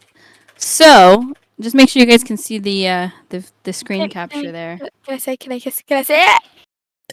Excuse me. Hold on 1 second. I know what it is. I think. I need to come up with something to cover the title of the pictures.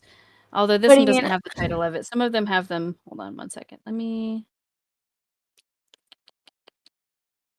Just zoom find them in. something. Yeah, Doesn't just get zoom rid in. of the thingy.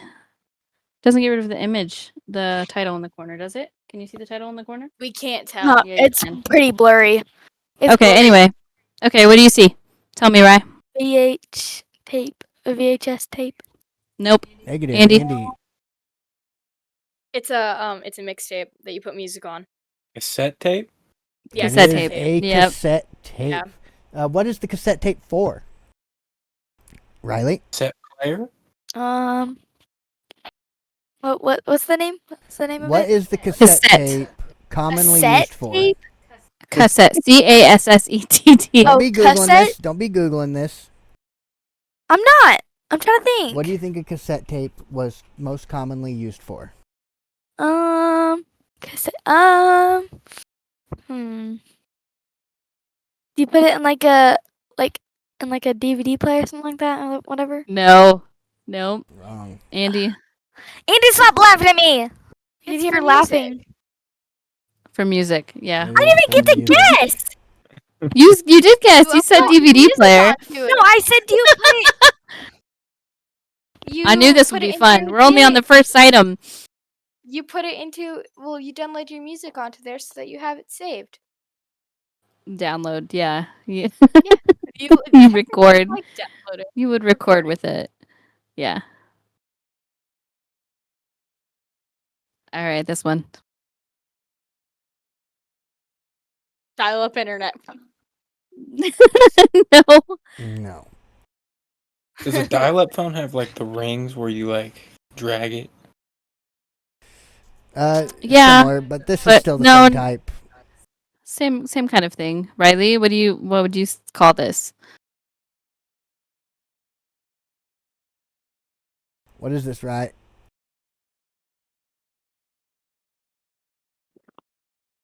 Was she gone? You didn't. I was asking a question. You said it for my answer. Oh my gosh. Oh, just keep going. Keep going. What would you call this? No. What does it look like? Telephone. Yeah, it's correct. It is a telephone. So the answer was a landline phone, just It is because it's a wired landline phone. A And phone you have to use a cord. Yeah, use a cord to listen to use plugged into the wall. Next.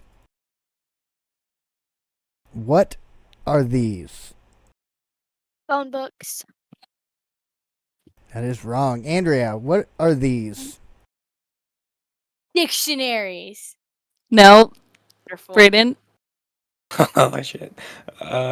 I've used these before in school.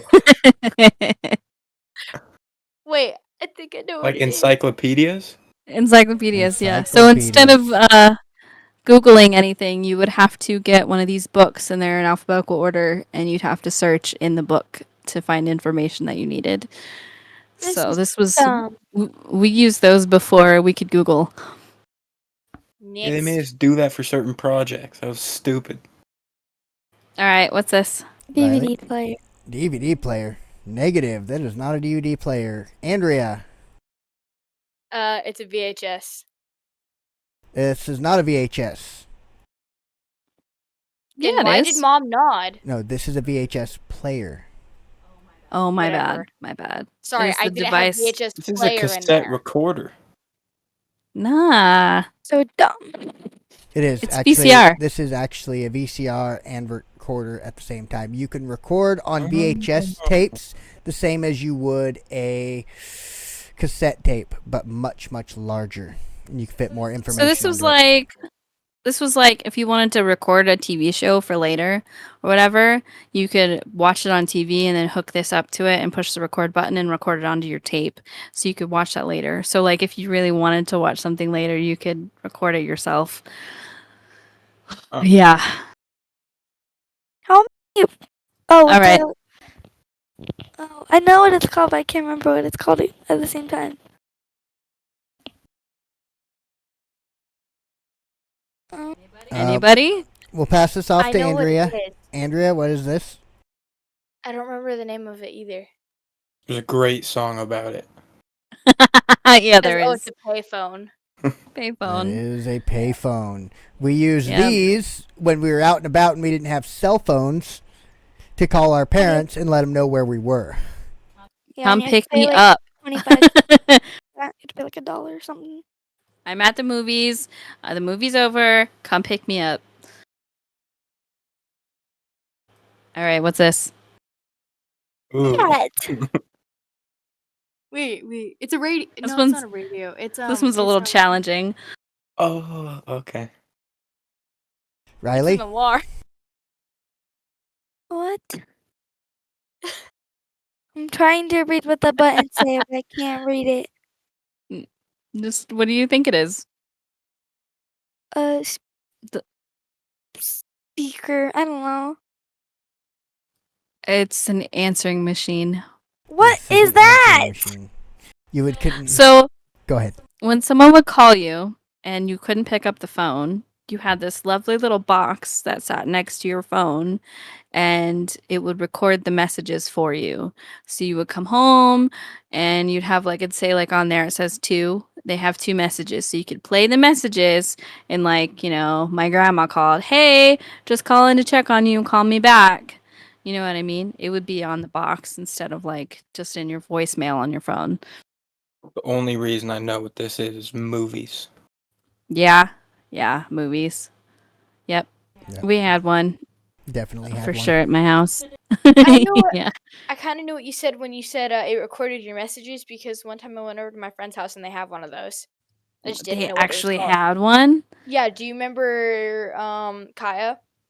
Wow. They Yeah. have a landline and they have one of those. And they have an answering machine. That's nuts. Okay. Next up. This one's for you, Michael. All right, guys, what are these? It's a tape.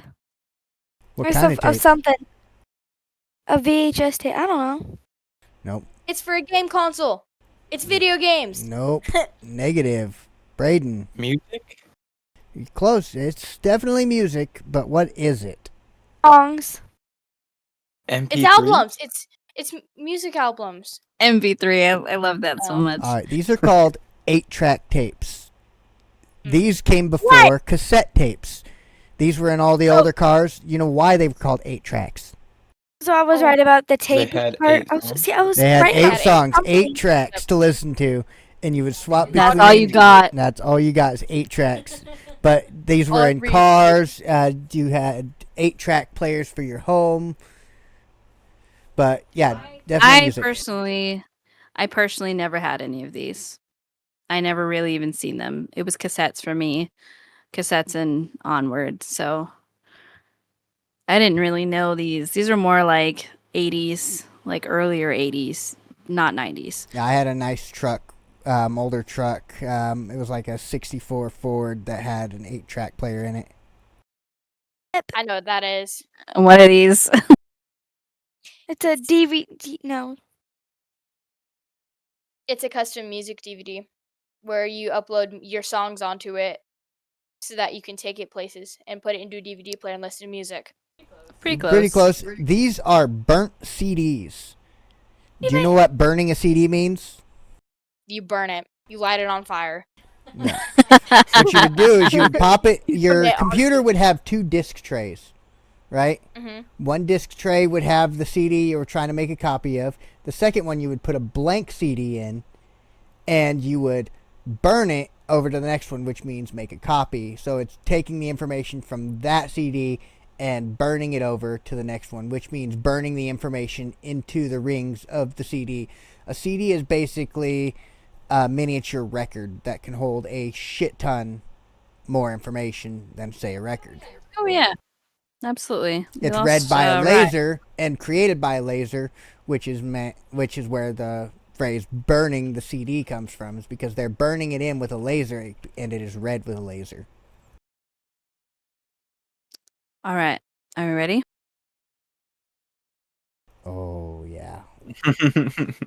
I know what it is because I Riley? have a friend that uses one. We lost her. I don't know where she went. Yeah, she threw a tissy and left probably. What is it, Andy? It's a music player. What kind of music player? What's it called? I don't know what it's called, but I know it's a music player. How would you use this?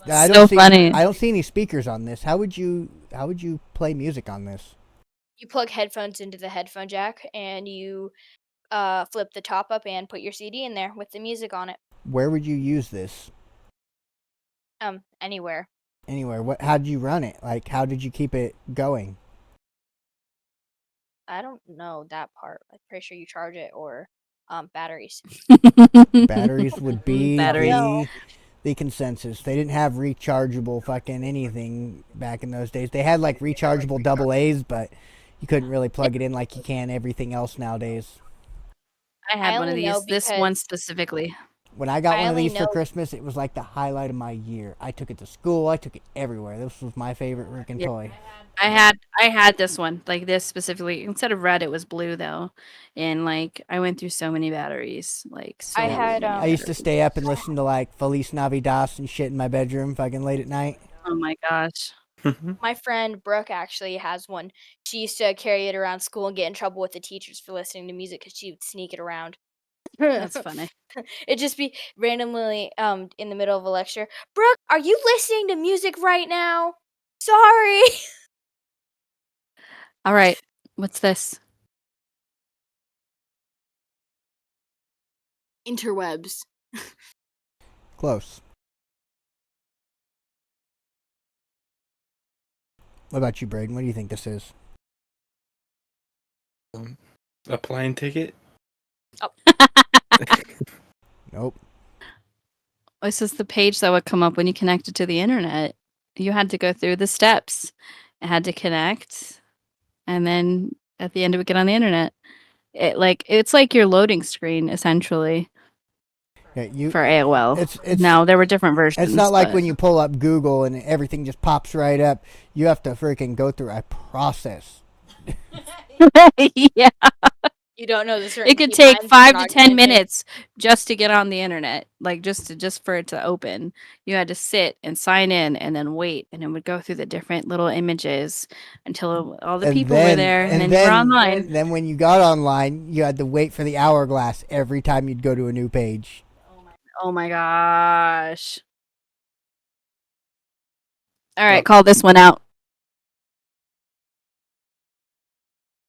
Come on, Andrea. You know what this is. Flip phone.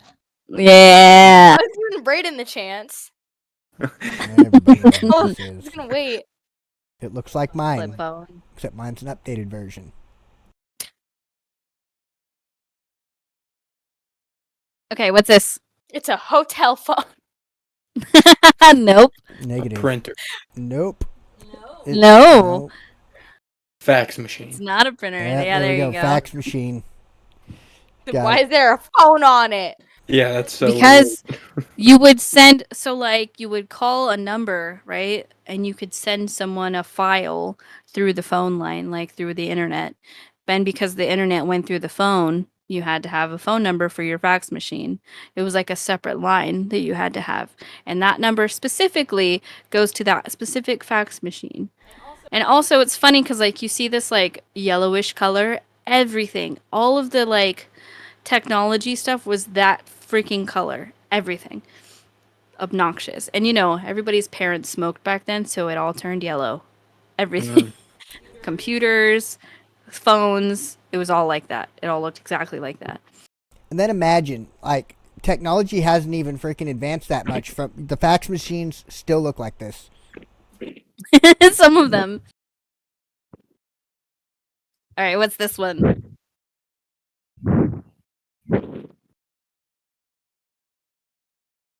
Come on, Andrea. What's this one? I don't know. I don't know. Braden? phone. Oh. Negative. Analog phone. Almost. Close. This is a personal planner or address book. Couldn't make calls with it. Couldn't send text with it.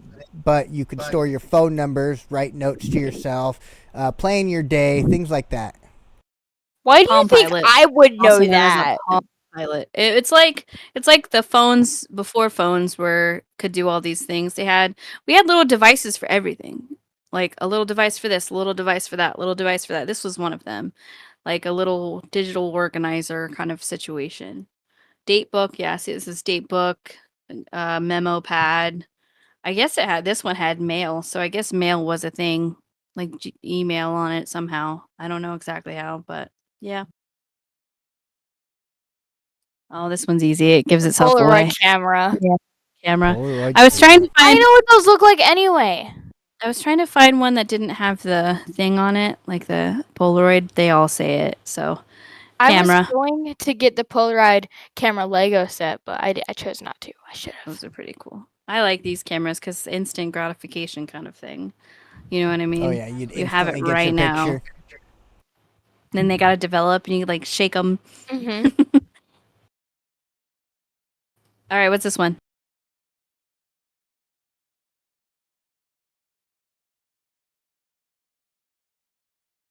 Waiting to see if Braden knows. Boombox. Yeah. Yeah. This And isn't the just little any NP boombox. This is a battery-powered freaking. This was the Walkman before the Walkman. You ever see those freaking 80s movies where they got one on their shoulder and they're just walking down the street? This was Yeah. the Walkman before Walkman. Freaking throw some C batteries in that bad boy, walk down the street with your favorite tape. Oh, I know. know exactly one- what this is. This one. Okay, what is it then? It's a projector. That little light part, you take a clear plastic and you write on it, and then it will project on a wall. I know because I had a science teacher Yeah. that used one last year. Oh, She okay. still has All right. one. Yep. All right. I would totally play with one of those like right now because they're so fun. They are fun. I always thought it was cool when the teacher brought out the projector. No on the hesitation. I cart. know what it is. All right. Okay, what's this? It's a Motorola. That's what it is. Oh, Nope. I know. What is it? A pager? What is it? Yep. A pager or a beeper. So what would happen is you had this little device and someone could call it. They could like call your pager, your phone number, and you would see that they called you. So you could just tell that someone was trying to get a hold of you or find you. And then you would go from find a phone and call them back. Kind of like that.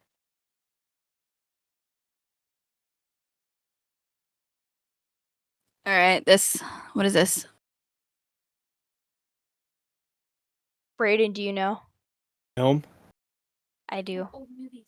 What It's film. camera film? It's movie Camera film, film. camera film. This does not exist anymore. People don't use it.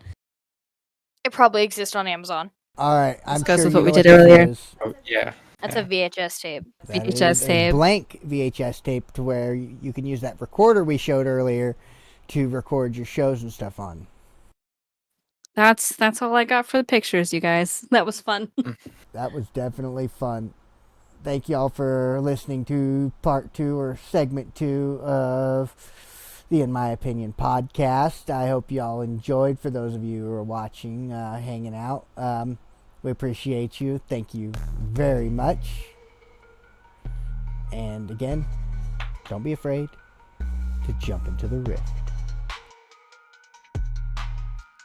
Thanks again for listening to the In My Opinion podcast, written and produced by the Phantom Rift podcast team. If you're interested in finding more content from us, anything about us, socials, you can stop by our website at thephantomrift.com. That is thephantomrift.com.